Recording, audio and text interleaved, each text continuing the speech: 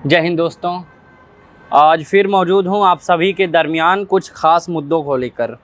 जिस तरीके से बीजेपी के जो शख्स हैं, विक्रम सिंह विधायक हैं बीजेपी से, लाइट बिल का जिस तरीके से मुद्दा बढ़ रहा है वहाँ पे ये श्रीमान वीर विक्रम सिंह विधायक बीजेपी ये कहते हैं कि बेटी की कसम खाकर बोलो कि तुमने बीजेपी को वोट दिया है तभी तुम्हारे घर लाइट लगवाऊंगा। बताइए, मतलब अगर हमको लाइट लगवाना होगा तो हम पहले सत्ता की एकदम हटा दें? नहीं, हम अपना जो रूल है, जो रेगुलेशन है, हमारे वोटों का जो अधिकार है वोट देने का, हमारा पहले तो यही एक अधिकार होता है हिंदुस्तान में रहने का कि हम किसी को जिसको चाहे वोट दें। वीर विक्रम सिंह ये हमसे ये अधिकार छीन लिए हैं कि नहीं, बीजेपी को वोट दो तभी लाइट लगवाएंगे। वो ऐसे वैसे नहीं, बेटे की कसम खा के बताओ कि बीजेपी को वोट दिए हो तभी तुम्हारे घर लाइट भिजवाएंगे।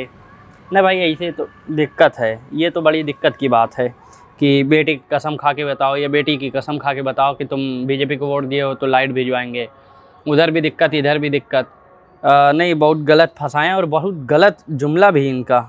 क्या है कि एक अधिकार हिंदुस्तान का है, किसी भी एक नागरिक को जो 18 साल के ऊपर हो गया उसको, हर नागरिक को यही अधिकार है। अगर हिंदुस्तान में उसकी पैदाइश हुई है तो हिंदुस्तान का है, तो वो नागरिक हिंदुस्तान का है, तो उसको सबसे पहला अधिकार कानूनन यही है कि वो जिसको चाहे वोट दे।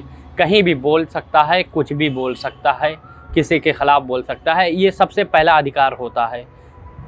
फिर दूसरी बात करें बीजेपी से ही, तो गोरखपुर के सांसद रवि किशन 23 जुलाई को जनसंख्या नियंत्रण पर सांसद में एक निजी सदस्य विधेयक पेश करेंगे। मज़े की बात तो ये है कि रवि किशन जी के खुद 4 बच्चे हैं और वो फिर बिल ला रहे हैं कि नहीं 2 बच्चों की बिल डाली जाए सांसद में, कि नहीं 2 बच्चों की जो बिल है, जो 2 बच्चों वाले बिल है कि हमारे 2 वाला जो मसला है, जो मोदी सरकार कह रही है कि बच्चे 2 ही अच्छे हैं, तो उस पर रवि किशन जी ने भी अपना दावा रखा। और हालांकि इनके खुद 4 बच्चे हैं। वहीं सलमान खुर्शीद ने भी यही कहा है कि जनसंख्या जो कानून है इसको लाने से पहले जो श्रीमान नरेंद्र मोदी जी पहले ये देख लें कि अपने मंत्रिमंडल, अपने विधायकों में उनके पास कितने बच्चे हैं, उनके कितने बच्चे हैं, किसी के 4, किसी के 6। तो ऐसे मसले हैं, जो चीज़ें हैं ऐसे हैं, तो थोड़ा सा दिक्कत है। क्योंकि जिनके पास लाठी हो उन्हीं का सांप हो, तो ये तो फिर दिक्कत की बात है ना। वो लाठी भी टूटने का डर रहेगा, सांप भी काटने का डर रहेगा, तो ये सब है मसला, ये दिक्कत की बात है। यूँ तो दोस्तों पत्रकार को ही भारत का चौथा खंभा माना जाता है, भारत के जो नियम हैं उनका चौथा खंभा माना जाता है। लेकिन अगर पत्रकारों को ही मतलब गलत तरीके से उनको परेशान किया जाए, उनको मारा पीटा जाए, तो फिर इस भारत के चौथे खंभे की कोई बात नहीं करेगा। जिस तरीके से मोदी जी के राज में, और प्रदेश की बात कर रहा हूँ, उत्तर प्रदेश में हमारे कुछ साथियों को बड़ी दुखद मतलब काफ़ी बुरी तरीके से पीटा जा रहा है, मारा जा रहा है, तो हमें ये तकलीफ़ हुई। और इस तरीके से अगर हमारा कोई भी अधिकारी देख रहा है वीडियो, तो कृपया ऐसा कोई बिल लाइए। 4 बच्चे 6 बच्चे का क्या ही करेंगे आप? कम से कम जो 4 बच्चे 6 बच्चे की आप बिल को आपकी दुनिया को दिखा रहा है पत्रकार, उसकी तो इज़्ज़त कर लें, उसको तो आप लोग मतलब बचा लें। ये प्रशासन और सरकार से मेरी इतनी सी छोटी सी बस यही सवाल है, इतना छोटा सा सवाल है कि उनको बचा लें। पत्रकारों को एकदम बुरी तरीके से, उनको मारने पीटने वालों को सख्त से सख्त सज़ा दी जाए। हालांकि ये तो है कि ये इतना फ़ाइन मार देंगे, इतना जेल में रख देंगे अगर पत्रकारों को कुछ कहा, लेकिन ऐसा कुछ होता नहीं है। काहे कि हम एक आध जगह हो जाता है। मैं अपने ही बात कर ले रहा हूँ। हमारे कुछ साथी यहाँ कोराम न्यूज़ करके एक चैनल है, उसमें एक साथी को बुरी तरीके से मतलब तकलीफ़ दी गई थी। बहरहाल हम इस पर बात नहीं करेंगे, लेकिन मसला यही है कि पत्रकार का जिस तरीके से दानिश जो पुलित्ज़र पुरस्कार से सम्मानित फ़ोटो जर्नलिस्ट की अफ़गानिस्तान में मौत, मतलब पुलित्ज़र पुरस्कार होता है, ये पत्रकारों का सबसे बड़ा पुरस्कार होता है पत्रकारिता में, और इनका नाम था दानिश, और ये एक फ़ोटोग्राफ़र थे। और इनके बारे में, दानिश भाई के बारे में कहा जाता है कि एक तस्वीर से पूरी कहानी बयां करने का हुनर रखते थे ये, और इनका अफ़गानिस्तान में इनकी मृत्यु हो गई है। और वहीं दूसरी बात करें अगर हम दूसरे मसले की, तो जहाँ 6000 लोगों का आपने देखा था हमारे ही चैनल पे वाराणसी आकर श्रीमान नरेंद्र मोदी जी वो खूब बाकायदा वहाँ पे प्रोग्राम रखे थे, जहाँ करीब 6000 से कम लोग तो नहीं आए होंगे।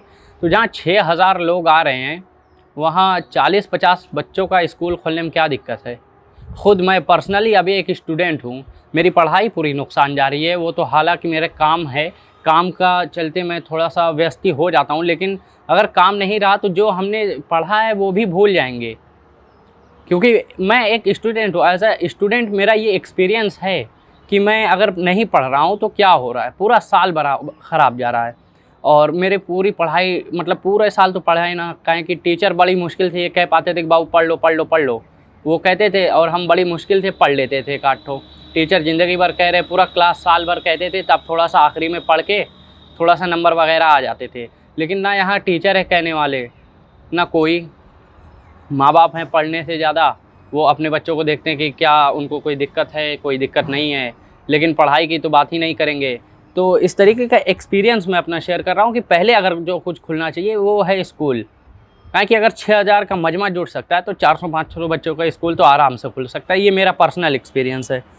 बाकायदा अगर स्कूलों में सख्ती बरती जाए कोरोना को लेकर तो स्कूलों को खोलने में कोई दिक्कत नहीं है। और जिस तरीके से समाजवादी पार्टी की रैलियाँ निकल रही हैं, भाजपा की रैलियाँ निकल रही हैं, वेस्ट बंगाल में टीएमसी की रैली निकल रही है, उनके लोग जा रहे हैं, और जिस तरीके से असदुद्दीन ओवैसी के लिए मजमा इकट्ठा हो रहा है, उस तरीके से अगर स्कूल खोल दिया जाए तो क्या दिक्कत है। नहीं खोलेंगे ना। पहले तो हिंदुस्तान का मसला है भाई, पहले तो पॉलिटिक्स, बाद में स्कूल वगैरह कुछ भी आएगा। आगे का जो मसला है वो किसान आंदोलन को लेकर काफ़ी मतलब समय हो गया है, काफ़ी समय हो गया है किसान आंदोलन को भी लेकर। जिस तरीके से राकेश टिकैत जो शुरू से ही उनके किसानों आंदोलन के एक बहुत अहम हिस्सा थे किसान के आंदोलन का, तो उन्होंने एक मतलब धमकी देकर बोला है, धमकी के अंदाज़ में, कि टिकैत ने दी अब की आर पार की लड़ाई की धमकी। बोले 5 सितंबर को बड़ी महापंचायत, अब देश में होगी जंग। ये टिकैत का मसला था।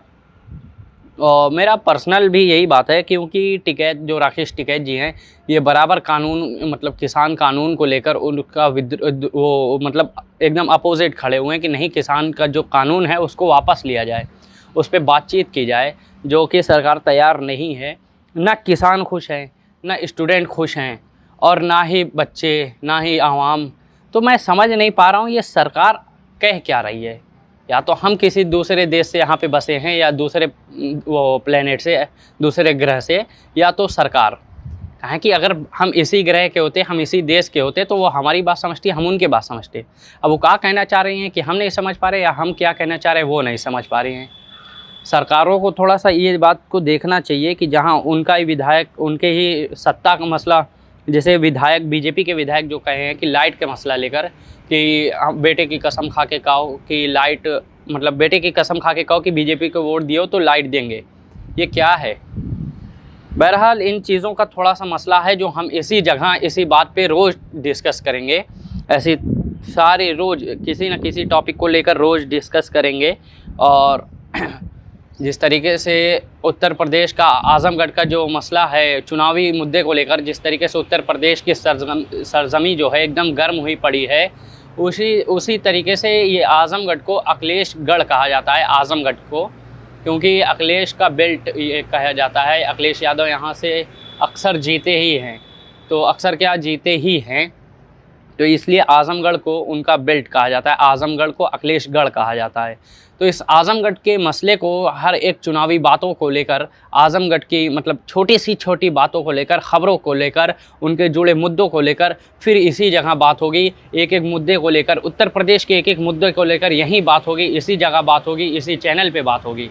आप देखते रहिए ज़िया न्यूज़। अगर वीडियो अच्छी लगी तो सब्सक्राइब करें ज़िया न्यूज़ और बेल आइकॉन दबाना ना भूले। अगर आप हमारी वीडियो फेसबुक पर देख रहे हैं तो तुरंत लाइक करें हमारे फेसबुक पेज को।